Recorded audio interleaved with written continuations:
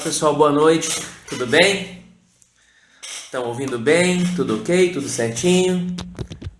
E aí? Estão conseguindo ouvir? Como é que tá o volume, tá bom? Beleza? A gente está fazendo um teste aqui para ver se todos estão ouvindo bem.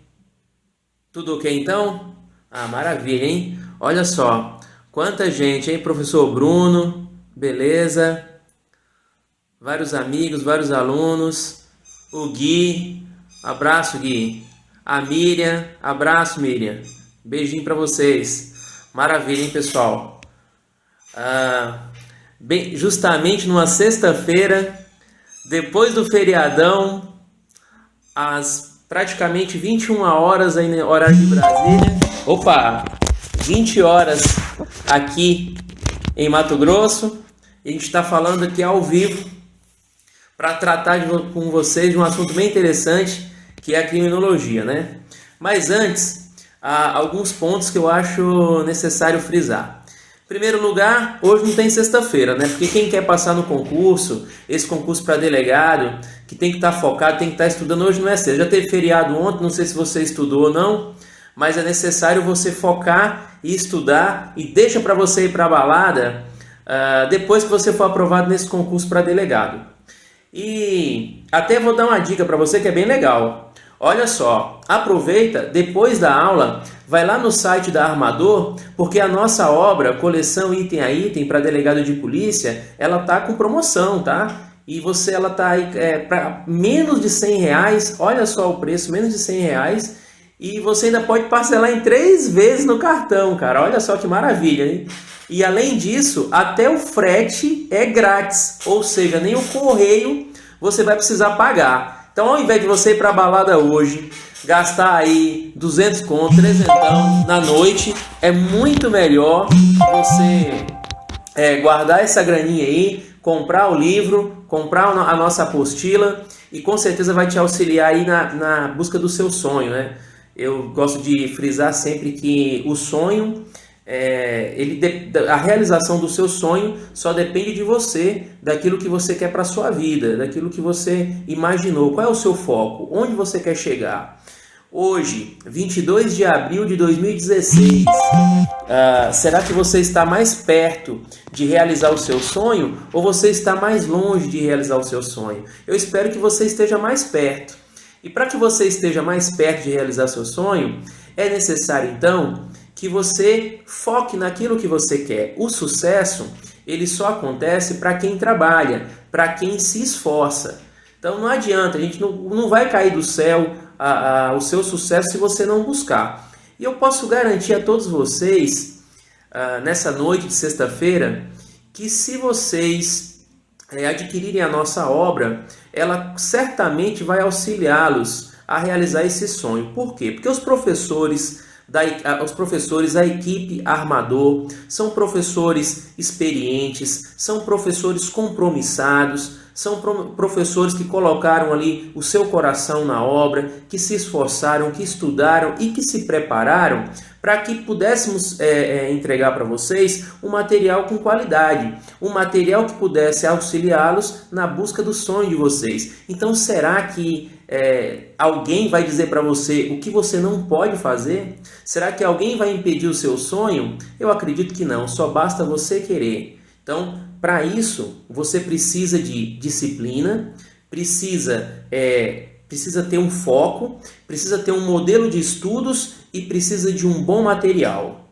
E isso, a editora Armador, ela certamente pensando em você, ela deixa disponível para você todo o melhor material que tem no mercado com relação a esses concursos jurídicos, aos cursos jurídicos. Eu até convido vocês a conhecerem outras obras, né? Nós temos grandes autores aí na editora Armador.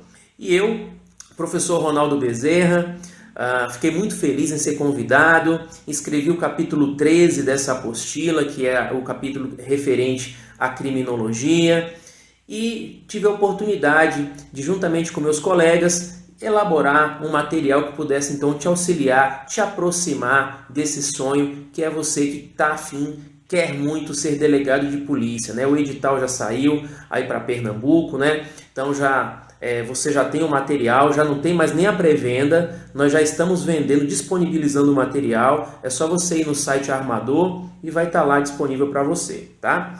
Para aqueles que não me conhecem, eu sou o professor Ronaldo Bezerra, eu sou advogado criminalista já há 15 anos, sou mestre em Direito, já leciono desde 2008, então a gente tem uma larga experiência prático-profissional e teórica também. E quando eu fui convidado para escrever essa apostila sobre criminologia, eu confesso que eu fiquei muito feliz, porque criminologia é uma matéria que me agrada, é uma matéria que eu leciono. Eu leciono criminologia, direito penal, processo penal e já lecionei prática penal. Mas a criminologia, ela encanta. E a criminologia, ela é necessária. Não tem como você pensar numa sociedade que não se importe com a criminologia. A criminologia, ela sempre foi importante para a sociedade. Só que me parece que durante um tempo a criminologia foi deixada um pouquinho de lado e se deu muita ênfase ao direito penal, ao processo penal. Tanto é que a sociedade, muitas vezes, ela até confunde direito penal com criminologia. Daqui a pouco eu vou dar um toque para vocês com relação a isso, como é que a gente faz para diferenciar criminologia e direito penal. E, na realidade, a criminologia, então, ela é importante, ela é uma ciência e ela tem que ser estudada, você tem que ter o conhecimento, e os concursos públicos, principalmente da área de segurança, eles cobram criminologia. Então, que bom que você agora pode estudar, você tem um material acessível, você tem um material de fácil compreensão, um bom material, e vai te auxiliar naquilo que você busca para a sua vida, para a sua carreira jurídica. Falando um pouco agora mais sobre a criminologia mesmo, é interessante salientar que dentro da apresentação, que a criminologia, lá bem no comecinho da sociedade, os povos ainda não tinha muita noção com relação à criminologia, né? O ser humano, ele acaba agindo muito de acordo com a sua natureza. E a maioria dos autores acabam acabam afirmando que a criminologia, que o direito penal ali no comecinho tem uma confusão, porque as pessoas não sabem muito bem como lidar com as resoluções de conflito da sociedade. A sociedade é composta por seres humanos e todos nós acabamos não nos entendendo com relação a algumas coisas. Então, nos primórdios também era assim, antigamente também era assim. E os autores acabam afirmando que nós passamos por fases denominadas de vinganças. Então, a primeira fase que foi conhecida foi através da vingança privada. O que era a vingança privada? Na vingança privada, funcionava a própria retaliação. É o sentimento humano mesmo, propriamente dito. A raiva do ser humano, que é colocado para outra pessoa quando ela faz alguma coisa que você não concorda, como você não gostaria que ela fizesse. Então, nessa época de vingança, começa com a vingança privada mesmo, com essa questão da retaliação. Depois da retaliação, que até mesmo quem vai colocar um limite, porque não tinha proporção. A pessoa cometia um crime e ela poderia, mesmo que fosse uma conduta não tão grave, assim, que eles considerassem não tão graves, mas eles você poderia pagar até com a própria vida, ou seja, uma situação completamente desproporcional ao exercício arbitrário das próprias razões, exatamente. Então, o que acontece? Talião, ele coloca um limite. Quando ele disse lá, que vocês conhecem o ditado, né? Olho por olho, dente por dente, sangue por sangue. Por incrível que pareça, foi o próprio Talião que colocou um limite aí com relação à proporção entre a conduta praticada e a pena a ser imposta. A sociedade, ela sai um pouquinho da vingança privada e entra naquela sociedade que se organiza um pouquinho melhor e entra na vingança divina. Mas as pessoas ainda não entendem os fenômenos e principalmente os fenômenos da natureza. Então as pessoas se assustavam com as tempestades, os raios, os incêndios, os furacões, todos os fenômenos da natureza em que as pessoas não entendiam, elas achavam que eram os castigos dos deuses, ou totens, como se chamava. Então a sociedade entendia o seguinte: se uma pessoa que comete alguma coisa que possa ofender o Deus, ele manda um castigo para a gente. Então a ideia da vingança divina era justamente proteger uma eventual ofensa aos deuses. Então isso para a gente é interessante porque eu costumo pensar, a gente fala muito em, sei lá, seres de outro planeta. Será que os fenômenos que a gente não consegue entender, não consegue explicar, a gente acaba colocando, endeusando, utilizando essa expressão, coisas que nós não conseguimos explicar até mesmo por meio de ciência. Então você imagina, se hoje em 2016 nós ainda pensamos assim, imagina lá naquela época, né? E depois da vingança divina, então, cuja principal característica era a proteção dos deuses, o camarada cometesse ali algum tipo de infração, poderia ofender o Deus, isso não seria bom para eles, né? Eles tinham receio das forças sobrenaturais, que eles não conseguiam explicar. A força sobrenatural nada mais era do que as forças da natureza agindo naturalmente como agem hoje. Mas a sociedade se organiza um pouquinho melhor, tem aquela questão histórica da queda de Roma, da invasão dos bárbaros, do início da Idade Média, e aí no início da Idade Média nós temos a organização do Estado, a igreja influenciando ali diretamente, né? Começa as questões que versam sobre a manutenção do poder entre igreja católica e entre o rei na Idade Média. E a igreja, como detém muito poder, o que é que ela faz? Ela prega para as pessoas, né, principalmente as pessoas que não têm ainda muito conhecimento, que é necessário respeitar os dogmas da igreja para não ofender a Deus.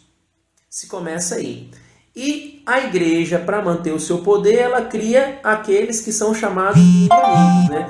As primeiras pessoas que a igreja ela perseguiu foram chamados de hereges. O que é o herege? O herege é o cara que não aceita o dogma da igreja. Então ele estaria indo contra aquilo que a igreja pregava. Então, nesse sentido, era necessário a igreja tomar alguma atitude, e ela tomou. Ela criou a Santa Inquisição, a Inquisício. E a Santa Inquisição, o que é que ela fez? Ela começou a perseguir os hereges, assim como começou depois de caçar os hereges, caçar também as mulheres, né? As mulheres, eles entendiam que tinham uma facilidade maior para firmar um pacto contra o inimigo. E no caso, o inimigo, quem é o inimigo? É só a gente fazer um raciocínio simples. Todo herói precisa de um inimigo. Você não consegue assistir um filme legal se o vilão também não for tão bom contra o mocinho, o protagonista e o antagonista. Ali a briga tem que ser boa. É claro que você quer que no final o bem prevaleça, mas na realidade, se eles não tiverem ali um inimigo forte, a coisa parece que não tem graça. Os caras já sabiam disso há muito tempo. Então a história traz quem? A figura de Satã, do anjo caído, o cara que não aceitou a viver nas condições do céu e cai na terra. E ele é o próprio mal.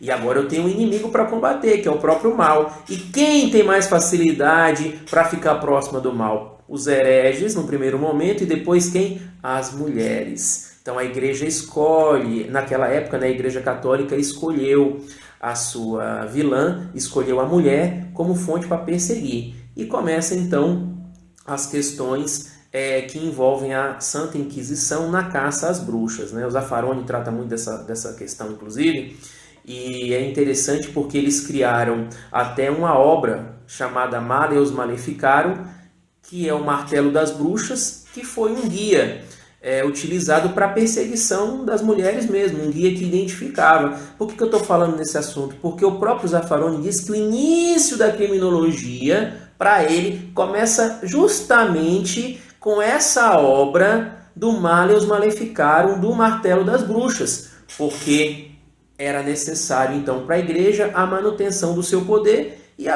inclusive os inquisidores, para quem não sabe, os caras ganhavam por produtividade. Então, quando eles interrogavam uma mulher, e mediante a tortura característica da Inquisição, mediante a tortura ela confessava, ela tinha que confessar e indicar uma outra bruxa, já que assim os inquisidores sempre teriam alguém para perseguir, e eles ganhavam inclusive por produtividade. Então o Zaffaroni ele traz essa questão do Maleus Maleficarum, do martelo das bruxas, né? E é uma situação interessante porque é histórica. Inclusive o próprio Papa o próprio Papa antecessor ao Bento XVI, o Papa João Paulo II, ele pediu perdão pelas atrocidades que a Igreja Católica fez com as mulheres na Idade Média. Então é fato histórico. Fato histórico a gente não deixa de mencionar, porque está dentro desse contexto do início do direito penal, do início da criminologia.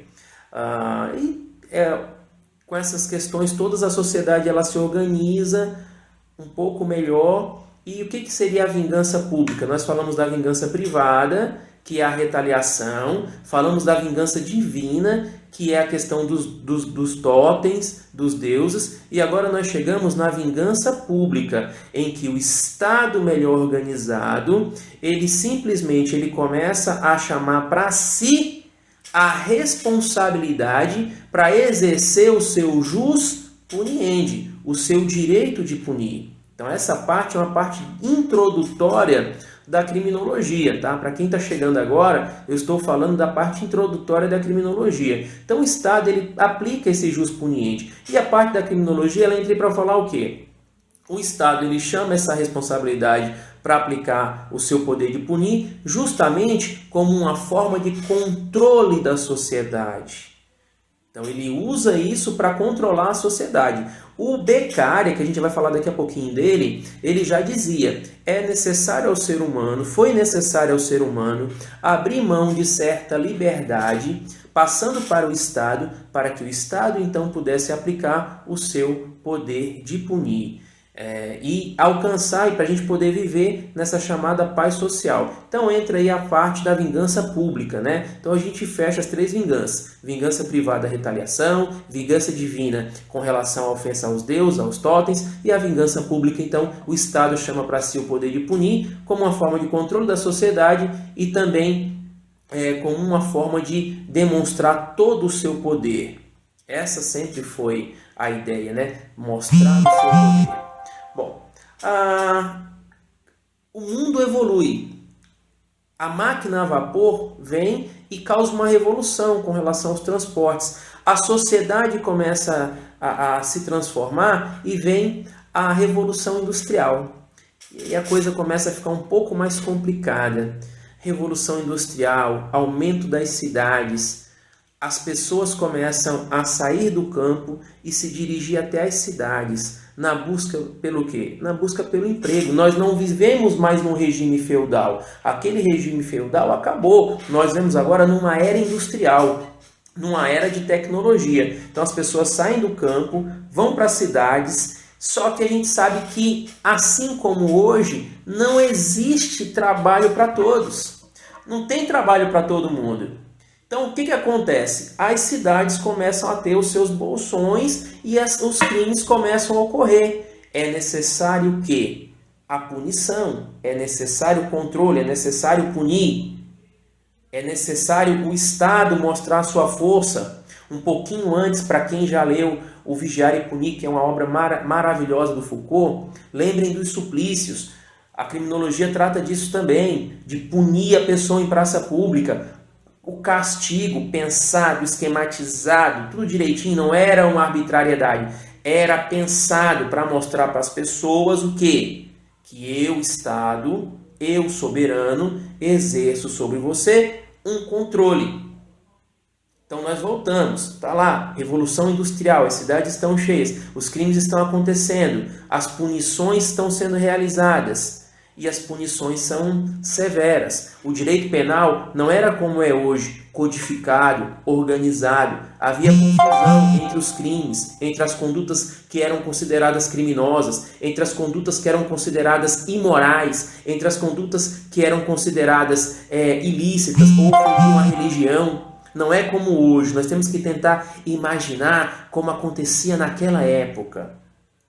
Mas os crimes acontecem, porque o crime é um fenômeno social, é um fenômeno da sociedade.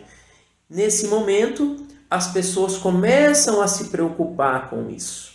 Começam a entender a necessidade de uma ciência que venha tentar explicar o que acontecia, o que estava acontecendo. Por isso surge a criminologia. E aí um cara vai se destacar, e esse cara vai ser um italiano, o chamado Cesare Bonesana Beccaria, que vocês conhecem como Marquês de Beccaria, e que escreveu um livro maravilhoso chamado Dos Delitos e das Penas, no ano de 1764.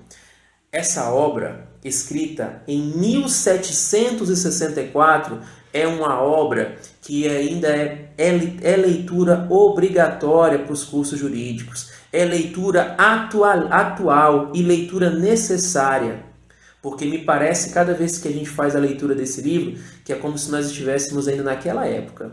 Olha que interessante isso, né? Eu particularmente acho isso. E o Beccaria, ele se preocupava com essas questões da criminologia, com essas questões dos crimes, e ele escreve essa obra que vai ser um marco. Tanto é verdade que o Beccaria, ele acaba sendo considerado a pessoa que iniciou na criminologia justamente um pouco de ciência. A gente vai ver que a ciência mesmo foi na escola positiva, mas na escola clássica com a Beccaria, ela começou a se desenvolver também, porque ali já se começou a se preocupar com as questões. E ele escreve essa obra preocupado com a sociedade, preocupado com os rumos em que a sociedade vem. E aí surge a escola clássica. O que era a escola clássica e qual era a teoria da escola clássica? A escola clássica, então, cuja a influência foi de Beccaria, tentava explicar por que o crime acontece. E qual era a ideia da escola clássica? E aí é que é a parte interessante. A ideia da escola clássica era a seguinte: a pessoa, o ser humano, ele é livre. Se ele é livre, ele possui o livre-arbítrio. E se ele possui o livre-arbítrio, ele simplesmente faz uma continha, faz um cálculo mental, e justamente ele fala o seguinte: ele faz o cálculo entre prazer e dor. E se a pessoa ela sente mais prazer no cometimento do crime, se o resultado for ser mais prazeroso para ela do que justamente a dor, ela não comete. Então, para a escola clássica, para eles, na concepção da escola clássica, se fazia essa pequena conta e se verificava essas questões de prazer e dor, mas para o ser livre, para aquele que possui o livre-arbítrio. Só para vocês terem uma ideia, e isso aí já foi pergunta objeto de concurso, por que a escola clássica não conferia para as pessoas para menores, por exemplo, ou doentes mentais, essa concepção de homem como ser livre? Fácil, justamente porque essas pessoas não compreendiam, não tinham capacidade para entender, elas não tinham livre-arbítrio. Portanto, a questão de prazer versus dor funciona assim. Exemplo: se eu vou cometer um crime agora, eu vou pensar nas consequências do meu crime. Poxa, eu vou conseguir uma grana mais fácil, eu vou conseguir fazer aquilo que eu quero fazer. Mas e se eu for pego? E se eu for preso?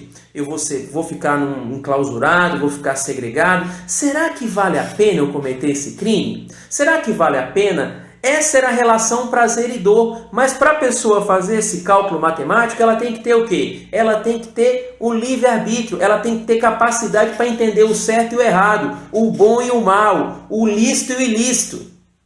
Essa era a concepção da escola clássica. Você tinha que saber isso, porque se você não tivesse essa concepção, se você não conseguisse fazer esse raciocínio lógico, mental, você então não conseguiria entrar para a escola clássica no sentido de ser uma pessoa que cometeu um crime com base no livre-arbítrio, no bem e no mal, naquilo que você deveria fazer ou que você não deveria fazer. Essa é a relação que os autores chamam de prazer e dor. Prazer e dor é uma relação matemática que quer dizer o seguinte: você pensa se vale a pena cometer a infração. Se você achar que o resultado é melhor, é mais prazeroso, você vai lá e comete. Se você achar que não, você não comete. Essa era a escola clássica.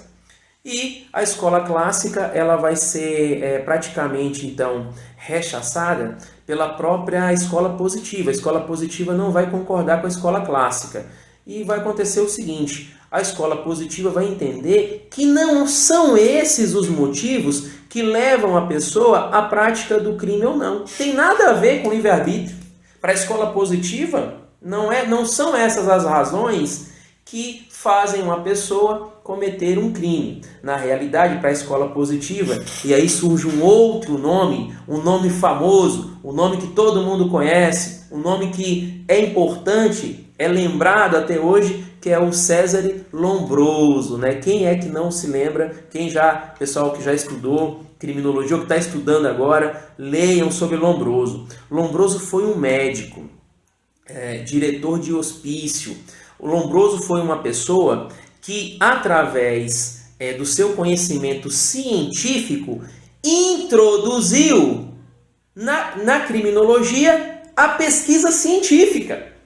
E como é que ele fez isso? Ele começou a estudar as pessoas que haviam cometido crimes e que estavam condenadas, que estavam cumprindo pena. Assim como ele estudou também as pessoas que cometiam delitos e que também estavam tendo algum tipo de tratamento ali, até mesmo um tratamento psiquiátrico, psicológico. Só que o estudo dele era voltado ao crânio e também às características físicas da pessoa. Então, Lombroso, ele é considerado o pai da criminologia, porque foi o cara que estudou cientificamente. Lombroso, pai da criminologia, foi o cara que estudou cientificamente, trouxe a ciência para a própria criminologia, estudando as pessoas que estavam presas, que cumpriam pena. Só que ele analisava isso de uma maneira científica e pelos aspectos físicos.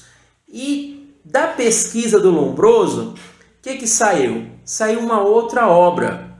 E essa obra, ela é chamada de O Homem Delinquente. Ele escreveu em 1876, O Homem Delinquente. Eu até convido vocês, depois da aula, é claro, aproveitem que vocês já estão conectados. Para quem não viu, dá uma olhada no Lombroso, dá uma olhada no livro. Vocês vão ver situações muito interessantes nessa obra. E nesse estudo físico, ele tratava da questão de ser atávico, do ser humano atávico, que é o cara que é muito parecido com um personagem pré-histórico. Então, diferente da escola clássica, em que a pessoa fazia o cálculo matemático, relação de prazer e dor, para cometer o crime, para o Lombroso não. A teoria do Lombroso é a do criminoso nato. Ele vai ser criminoso por questões hereditárias ou por questões biológicas. Questões hereditárias ou questões biológicas. E ele parte dessa pesquisa que ele fez estudando essas pessoas, então. E aí vem as questões interessantes. Tatuagens, por exemplo. Essa questão de tatuagens, para o Lombroso, quem tinha tatuagem era criminoso. E está no livro dele. As pessoas que tinham, então, a formação craniana voltada ao ser pré-histórico, também era orelhas, nariz, cabeça grande. Você já imaginou como é que? Eu fico imaginando o seguinte: naquela época, então, a polícia, com o livrinho do Lombroso, olhando as pessoas na rua. Aí tem lá o grupinho parado. Aí ele pega a obra e começa. Olha lá, aquele feinho, aquele cabeçudinho ali, hein? Será que hoje, para nós, pode parecer até absurdo, como de fato é. Só que, falando um pouco mais sério, essas questões, a obra dele foi muito importante pela questão da ciência, mas também trouxe um certo preconceito que é utilizado até hoje pela própria sociedade. Então, na realidade, é importante esclarecer e mencionar que se você tem um guia, se você tem um livro que identifica o criminoso, é muito fácil. Você olha e você verifica as características físicas da pessoa. Então, como é que fica? Como é que a gente poderia? É claro que nessa época a gente não falava em questões importantes que se falam hoje, como por exemplo,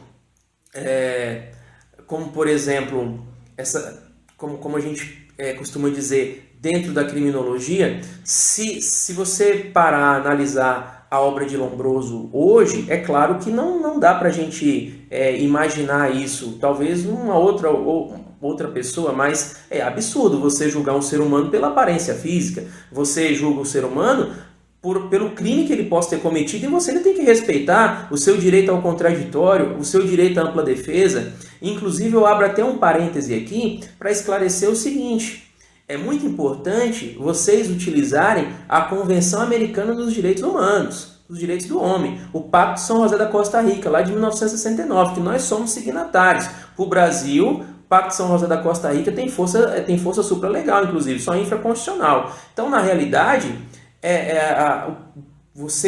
essas garantias que nós temos, presunção de inocência, todas as garantias, contraditório, ampla defesa, são para todos nós, para toda a sociedade. Você não pode julgar o indivíduo pelas suas características físicas. Você julga o indivíduo por aquilo que ele possa ter feito. E para ele ser condenado, isso tem que ficar muito bem provado. Porque se não ficar provado, ele tem que ser o quê? Ele tem que ser absolvido. Isso é muito claro. A presunção dele é de inocência. Você pode até falar presunção de não culpabilidade em relação da Constituição Federal, mas como você chama a Convenção Americana para cá, quando você traz a Convenção não fala não culpa, a Convenção fala em inocência. Então, quando você trata disso, é até interessante esclarecer que muitas pessoas elas acabam até confundindo certas garantias e falam o seguinte: Ronaldo, mas até nas minhas palestras essa pergunta sempre surge, ou nas aulas, mas Ronaldo, você defende essas garantias porque isso é tudo garantia para bandido, dignidade da pessoa humana, cadê os direitos humanos, presunção de inocência? Isso aí é só para bandido, porque a pessoa de bem, então o pai de família está trabalhando. Você fala isso porque não é com o pai seu, com a mãe sua, com o filho seu. Pessoal, é importante vocês saberem que o sentimento, lembra da vingança privada, o sentimento da vingança do ser humano é inerente ao ser humano. É óbvio que quando você passa a ser vítima de um crime, a tendência é você se revoltar, a tendência é você querer praticar uma coisa com a pessoa que fez algo. Você foi atingido, você é vítima. Você pode até pensar por essa forma, mas você querer atribuir ao Estado que pense assim também, não dá, porque nós vivemos do quê? Num Estado democrático de direito. Então, voltando para a criminologia, eu não posso permitir que uma pessoa seja julgada simplesmente pela sua aparência física. Mas naquela época, cientificamente, Lombroso, com seu livro, com o Homem Delinquente, vem e trata dessa questão. Tanto é verdade que ele é considerado, então, o pai da criminologia. Então, olha só as diferenças entre a escola clássica e a escola positiva. Na escola clássica, nós temos a figura do Marquês de Beccaria, ou de Beccaria, como preferirem, e justamente ele escreve dos delitos e das penas em 1764. A escola clássica ela é influenciada e ela diz que a pessoa, para cometer o crime, ela faz um raciocínio lógico, mental, ela usa o livre-arbítrio e ela faz a soma prazer, dor, e se o prazer for maior, ela simplesmente comete a infração penal. Enquanto que a escola positiva, ela tira essa ideia da escola clássica, fala que não é por isso que a pessoa comete o crime, mas ela comete o crime por questões biológicas, por questões hereditárias. E Lombroso, que em 1876 escreveu o seu livro O Homem Delinquente, traz um manual explicando cientificamente as pessoas cometem crimes, principalmente o ser atávico, o ser que parece um ser pré-histórico, e com essas questões que eu cheguei a comentar com vocês. Inclusive, por incrível que pareça, até mesmo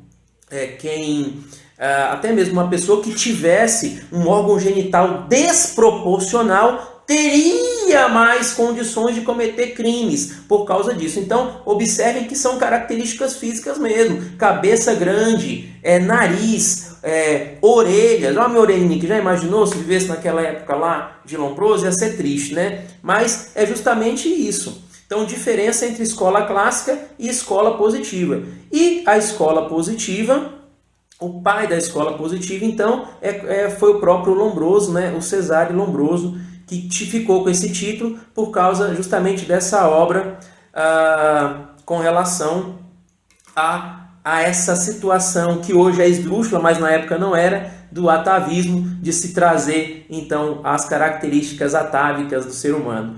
Resumindo, as pessoas um pouquinho desprovidas de beleza naquela época não só sofriam, mas poderiam ser processadas criminalmente. Ainda bem que a sociedade evoluiu em parte, né? Vocês já imaginaram que absurdo? Nossa, ainda bem que eu estou vivendo em 2016, né? Graças a meu bom Deus. Bom, pessoal, é interessante também esclarecer algumas coisas. Ronaldo seria um super bandido, eu também acho, eu concordo contigo. As pessoas ainda não conseguiram diferenciar o próprio direito penal da criminologia. E é importante fazer essa diferenciação, né? Primeiro porque o direito penal ele trata das condutas criminosas. Nós temos lá o nosso Código Penal, na parte geral e na parte especial. A parte geral tem as suas regras, tudo bem, mas na parte especial trata dos crimes, então das condutas típicas consideradas ilícitas e culpáveis. Então, na realidade, a gente tem aí as condutas humanas que nós entendemos, através dos nossos legisladores, que deveriam ser criminalizadas. Então, o direito penal está nessa seara mesmo da questão da própria punição. Agora, a criminologia não. A criminologia ela tem um outro viés. A criminologia está preocupada com o fenômeno do crime na própria sociedade. Essa é a ideia da criminologia. Por que acontece crime? Se eu tenho lá um bairro e esse bairro, o índice de violência está ultrapassando os limites da razoabilidade, o que está acontecendo ali? Será que é o direito penal que vai dar essa resposta? Não é o direito penal, é a criminologia. Tanto é verdade, pessoal, que a maioria das pessoas, e isso é um fator até por questões de conhecimento mesmo, acabam confundindo o direito penal e a criminologia, e atribui ao direito penal uma forma de resolução dos problemas, e a criminologia não é nesse sentido. Então eu não posso achar que eu vou diminuir um crime através da criação de um tipo penal para ele. Isso, se eu for analisar pela ótica do direito penal, é uma coisa, mas na ótica da criminologia não é assim que vai funcionar, porque o penalista não é criminólogo. O criminólogo é o cientista que vai verificar a própria influência da lei, da elaboração da lei, da vigência da lei e da infração da lei na sociedade. E vai buscar entender também por que o delinquente cometeu o crime. O objeto é diferente entre o penal e a criminologia. Então não há que se fazer confusão entre o penal e a criminologia. Então qual é a manha para a gente saber? Sempre que a questão estiver voltada num contexto social, você fique com a criminologia. Sempre que a questão versar sobre uma situação mais de pena, de crime, de conduta humana, mais voltada ao penal, que não está se referindo à sociedade, você fique com o direito penal, tá? E se a gente for falar em conceito de criminologia, a criminologia ela tem alguns conceitos, vários autores tratam desse assunto, mas a palavra, né, crimino vem do latim crime e o logos do grego estudo, né? Então criminologia nada mais é do que o estudo do crime, falando da palavra criminologia.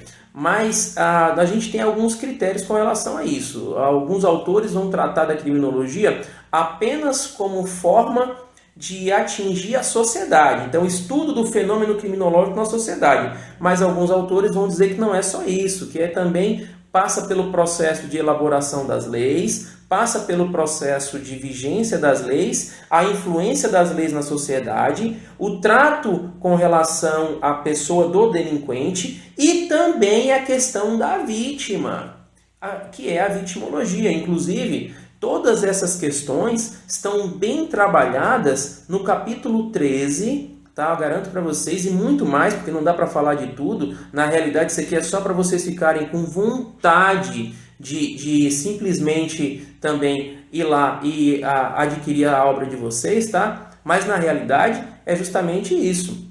Tanto a criminologia como o direito penal quanto o processo penal, faz parte das ciências que vocês têm que saber, e vocês têm que saber por quê? Porque vocês querem alcançar um objetivo, que é o concurso de delegado, tá? Então, todas as questões, as escolas, os autores, outros temas da criminologia foram tratados na própria apostila. Com relação ao que a gente falou aqui hoje, eu gostaria de falar o seguinte. Primeiro, então, criminologia é uma ciência.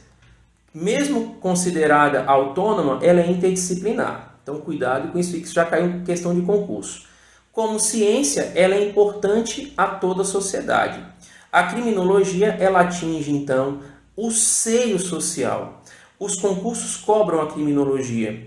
Vocês têm a possibilidade de entenderem melhor esses conceitos e, portanto, é necessário que vocês façam os estudos voltados ao concurso que vocês querem. Isso é muito importante, conhecer as questões para poder trabalhar. E dentro do que eu falei hoje, a gente falou do conceito de criminologia, falamos um pouquinho da história da própria criminologia e falando de duas escolas, escola clássica e escola positiva. Só lembrando que os concursos tanto trazem essas questões, que eu trouxe duas questões daquilo que a gente falou. E quais são as questões? Uma para a Polícia Civil de São Paulo. E olha só, pessoal, olha a questão. Será que vocês não iam saber? A obra clássica de Cesare Bonessani tem o seguinte título: Utopia, alternativa A. A origem das espécies, alternativa B. O homem delinquente, alternativa C. O estado das prisões, alternativa D. E dos delitos e das penas, alternativa E. Poxa, lá no final do capítulo, está lá o quadro associando o autor com a obra. Então, só de você fez a leitura do material, observou o quadro e memorizou, você já conseguiu acertar. Então, dos delitos e das penas, uma questão para o concurso. E cada questão é importante. Você acerta uma questão, praticamente é uma que vai somar para você. Segunda questão. É considerado o criador da sociologia criminal. Alternativa A, Ferri. Alternativa B, Beccaria. Alternativa C, Carrara. Alternativa D, Lombroso. O Ferri, ele foi o genro do Lombroso, inclusive. E ele continuou a pesquisa do Lombroso. Só que o que ele fez? Ele aumentou um pouco e disse que não eram só as questões que o Lombroso tratava. Por isso o Ferri é considerado, então, o criador da sociologia criminal.